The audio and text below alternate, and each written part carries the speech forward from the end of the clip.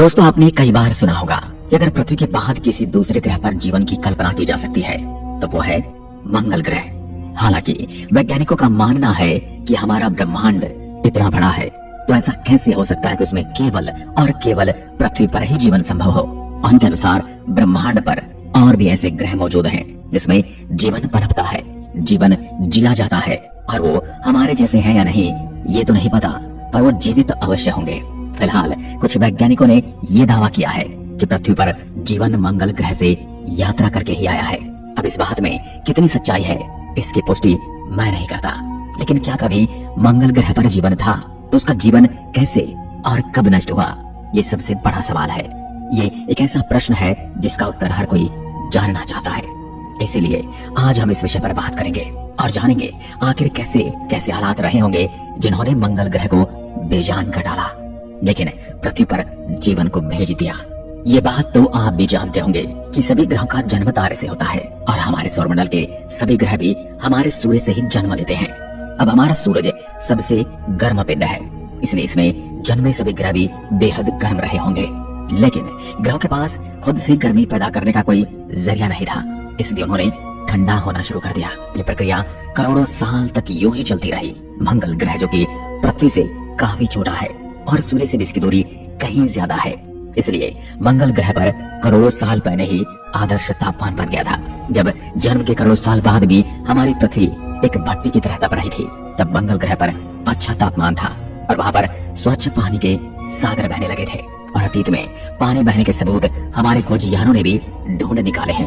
हमें मंगल पर पानी होने के सबूत मिले हैं। मंगल के इन्हीं महासागरों में सूक्ष्म बैक्टीरिया जन्म लेने लगे और किसी भी ग्रह पर जीवन की शुरुआत बैक्टीरिया के रूप में ही होती है, जबकि बड़े जीव बनने के लिए फिर एक लंबा समय तय करना होता है, एक लंबी यात्रा से गुजरना होता है, जबकि मंगल ग्रह पर उन्हें वो समय नहीं मिला क्योंकि तभी एक एस्ट्रॉयड तेज गति से होता हुआ मंगल ग्रह से टकरा गया, जिससे हजारों परमाणु बम के बराबर उस एस्ट्रॉयड से ऊर्जा निकली और उससे मंगल ग्रह का ऊपरी हिस्सा समाप्त हो गया। इस टकराव से मंगल ग्रह के बैक्टीरिया अपने आप नष्ट हो गए। उसी समय एक और ग्रह घूमता हुआ हमारी पृथ्वी से टकराया और पृथ्वी के दो टुकड़े हो गए। हाँ, ये बात और है कि तब पृथ्वी पर कोई जीवन था ही नहीं, तो उस टक्कर से पृथ्वी के जो टुकड़े हुए उनमें से एक टुकड़े पर तो हम रहते हैं और जो बचा दूसरा टुकड़ा उसे हम आज चांद कहते हैं। इसलिए हिंदू पौराणिक ग्रंथों में पृथ्वी को चांद की बहन कहा गया है और हम पृथ्वी को माता मानते हैं, इसीलिए चंदा को मामा कहा गया है।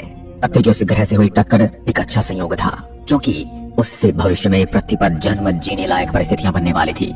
साल 2014 में नासा के रोवर्स ने मंगल ग्रह की एक जबरदस्त तस्वीर ली थी, क्योंकि इस तस्वीर में गोल पत्थर दिखाई दिए थे जो कि हजारों साल पानी बहने के कारण बनते हैं। साथ ही तस्वीर में काफी सारे दर्रे और नदी रूपी संरचनाएं भी थी, जिसको देखकर वैज्ञानिकों ने अनुमान लगाया कि एस्टेरॉयड की टक्कर के बावजूद भी मंगल की धरती के अंदर पानी तरल रूप में रहा होगा। एक ज्वालामुखी के फटने के कारण भाप की अवस्था में बाहर निकला। आपको ये भी पता होना चाहिए कि मंगल ग्रह पर अनगिनत ज्वालामुखी हैं। एवरेस्ट की चोटी से 3 गुना ऊंचा मंगल का ओलंपस पर्वत भी असल में एक ज्वालामुखी ही है। जलवाष्प के रूप में ज्वालामुखियों ने जब पानी बाहर फेंका तो मंगल पर बादल बने, जिससे बारिश हुई, जिससे एक बार फिर से मंगल ग्रह पर जीवन पनपने लगा। लेकिन ये दूसरी बार पनपने वाला जीवन भी यहाँ लंबे समय तक नहीं चल सका, क्योंकि सूर्य से ज्यादा दूरी होने की वजह से मंगल ग्रह तब काफी ज्यादा ठंडा हो गया था और उसका पानी बर्फ में जम गया था। मंगल ग्रह पर अत्यधिक ठंड होने के कारण उसके बैक्टीरिया जैसे सूक्ष्म जीव भी समाप्त होने लगे। दूसरी तरफ तभी पृथ्वी का तापमान अब सही होने लगा था और चंद्रमा के गुरुत्वाकर्षण ने पृथ्वी को तब एक महत्वपूर्ण बेहतरीन स्थिति प्रदान की, जबकि ऐसी स्थिरता मंगल ग्रह पर नहीं थी, क्योंकि उनके दोनों उपग्रह बेहद छोटे हैं और उनका गुरुत्वाकर्षण बल मंगल ग्रह को एक दूरी पर बांधने लायक नहीं है, जबकि हमारा चंद्रमा काफी बड़ा है और उसका गुरुत्वाकर्षण बल हमारी पृथ्वी को एक तरफ झुका कर रखता है, जिसकी वजह से यहाँ सर्दी, गर्मी और बारिश वाले मौसम बन पाते हैं। पृथ्वी पर जीवन केवल मंगल ग्रह की तरह बैक्टीरिया में नहीं पनपा, बल्कि यहाँ पर समुद्रों में कई तरह के जीव विकसित होने लगे। लेकिन तब पृथ्वी के पास ओजोन परत रही थी, तब कोई भी जीव समुद्र से बाहर नहीं रह सकता था। लेकिन पृथ्वी पर आदर्श तापमान की वजह से बैक्टीरिया का निर्माण हुआ जो सूरज की गर्मी को सहन कर सकते थे। उस अनोखे घटनाक्रम के जरिए बैक्टीरिया जीवन के लिए एक बेहतरीन पदार्थ का निर्माण करने लगे, जिसे हम ऑक्सीजन कहते हैं। तब पृथ्वी पर मंगल ग्रह से कहीं ज्यादा ऑक्सीजन बन गई थी और जब सूरज की घातक अल्ट्रा वायलेट किरणें ऑक्सीजन के अणुओं पर गिरी तो ऑक्सीजन के दोनों परमाणुओं ने अलग होकर ओजोन परत का निर्माण किया और पृथ्वी के चारों ओर ओजोन की मोटी परत बन गई, जो सूर्य से निकलने वाली घातक किरणों को सोखने का काम करने लगी। अब पृथ्वी का वातावरण काफी अच्छा हो चुका था और यहाँ के जीवों ने समुद्र के बाहर निकलकर धरती पर रहना आरंभ कर दिया था। मंगल को जीवन पनपने के मामले में पृथ्वी तब बहुत पीछे छोड़ चुकी थी, क्योंकि मंगल पर आधा अधूरा जन्मा जीवन पूरी तरह समाप्त हो चुका था। लेकिन धरती पर विशाल डायनासोर रहने लगे, जिन्होंने 16 करोड़ साल पृथ्वी पर राज किया। लेकिन यहाँ लंबे समय तक राज करना भी आसान नहीं था, इसलिए एक उल्कापिंड के गिरने से उन विशाल डायनासोर का भी अंत हो गया। इस उल्कापिंड ने पूरी दुनिया में तबाही मचाकर रख दी थी और तापमान भी बहुत ज्यादा हो गया था। हजारों साल तक आसमान से आग की बारिश हो रही थी और एक बार फिर पृथ्वी पूरी तरह से तबाह हो चुकी थी। आज से 6.5 करोड़ साल पहले धरती पर हर तरफ नर्क जैसा मंजर दिखाई दे रहा था। लेकिन ये घटना हमारे लिए एक वरदान साबित होने वाली थी, क्योंकि अगर डायनासोर का अंत नहीं होता तो हम यहाँ नहीं होते। उनके अंत के साथ ही स्तनधारी जीवों की प्रजाति को आगे बढ़ने का मौका मिला। पीढ़ी दर पीढ़ी उनमें कई तरह के बदलाव देखने को मिले और करीब 6 करोड़ साल चले। इस बदलाव की वजह से इंसान जैसे बुद्धिमान प्रजाति का जन्म हुआ। जहाँ पहले डायनासोर अपनी ताकत के दम पर राज करते थे, वहीं अब इंसानों ने अपनी बुद्धिमानी के दम पर राज करना आरंभ कर दिया। हमने यहाँ मौजूद हर साधन का इस्तेमाल करना सीखा और आज हमने इतनी तरक्की कर ली है कि धरती के किसी भी प्राणी का आसानी से खात्मा कर सकते हैं। दोस्तों, ये तो आप मानते ही होंगे कि जीवन की संरचना आसान नहीं है, क्योंकि जीवन केवल ऐसे ग्रहों पर पनपता है जहाँ परिस्थिति आदर्श हो और तापमान इतना आदर्श हो कि जल तरल अवस्था में रह सके। जहाँ हमारे चांद जैसा एक बड़ा उपग्रह भी हो जो अपने ग्रह को एकदम स्थिर रखे, जहाँ ओजोन लेयर हो जो सूरज की हानिकारक किरणों से बचाए रखे, और जिस ग्रह की अपनी चुंबकीय शक्ति भी हो ताकि सौर तूफान के जीवन सुरक्षित रह सके। भले ही दोस्तों ब्रह्मांड में अरबों ग्रह हों, लेकिन हमारी पृथ्वी जैसी आदर्श परिस्थितियां बहुत कम ग्रह पर रही होंगी।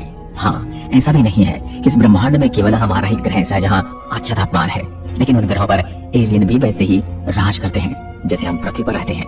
जब तक पृथ्वी पर आदर्श परिस्थितियां रहेंगी तब तक हम इंसान ऐसे ही रहेंगे, लेकिन हालात भी ऐसे कब तक रहेंगे? क्योंकि ऐसे अनेक कारण हैं जिससे फिर से पृथ्वी के हालात बिगड़ सकते हैं, ठीक वैसे ही जैसे 6.5 करोड़ साल पहले हुआ था। और डायनासोर की तरह हमारा भी खात्मा हो जाएगा। क्या पता किसी एस्ट्रॉइड से हमारी पृथ्वी टकरा सकती है, या फिर किसी घातक वायरस से हमारा अंत हो सकता है, या फिर हम इंसान ही परमाणु बम और जैविक हथियार का इस्तेमाल करके जीवन का खात्मा कर सकते हैं। दोस्तों, कभी न कभी पृथ्वी से जीवन खत्म जरूर होगा, लेकिन यह भी सच है कि हम इंसानों का पूरी तरह से इस धरती से सफाया नहीं होगा, क्योंकि अभी हम इंसान इस धरती पर केवल 2 लाख सालों से ही हैं, जबकि यहाँ जीवन अरबों सालों से, जिसमें पृथ्वी ने हजारों मुसीबतों का सामना किया है और अनेकों बार यहाँ जीवन नष्ट हुआ है, लेकिन फिर भी यहाँ जीवन पनपा है। यानी जीवन हालात के हिसाब से खुद को बदल लेता है।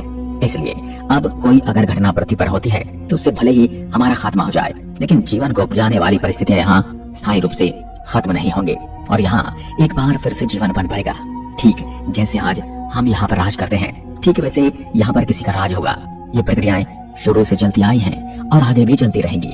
यहाँ ये बात भी है कि एक न एक दिन पृथ्वी का अंत जरूर होगा और इसकी वजह बनेगा हमारा सूर्य, जो हमें जीवन देता है, क्योंकि सूर्य ऊर्जा का भंडार है और जैसे जैसे इसका ईंधन खत्म हो रहा है वैसे वैसे इसका आकार भी बढ़ने लगा है। 2 अरब साल बाद सूरज 15% बढ़ चुका होगा और तब पृथ्वी काफी ज्यादा गर्म हो चुकी होगी और यहाँ से जीवन पूरी तरह से समाप्त होना आरंभ हो जाएगा। और जब इस सूरज का ईंधन पूरी तरह से समाप्त हो जाएगा तब इसका आकार पूरी तरह से बढ़ जाएगा और उस समय सूरज का फैलाव हमारी पृथ्वी तक पहुंच जाएगा और हमारी पृथ्वी पिघलकर सूरज में समा जाएगी। इसलिए मैं इतना ही कहूंगा कि हमारी पृथ्वी अमर नहीं है और जिस तरह किसी भी चीज का जन्म होता है ठीक वैसे ही हमारी पृथ्वी का भी जन्म हुआ है और जिसका जन्म हुआ है उसका अंत अवश्य है। आज की वीडियो में बस इतना ही। Thank you watching, subscribe and like.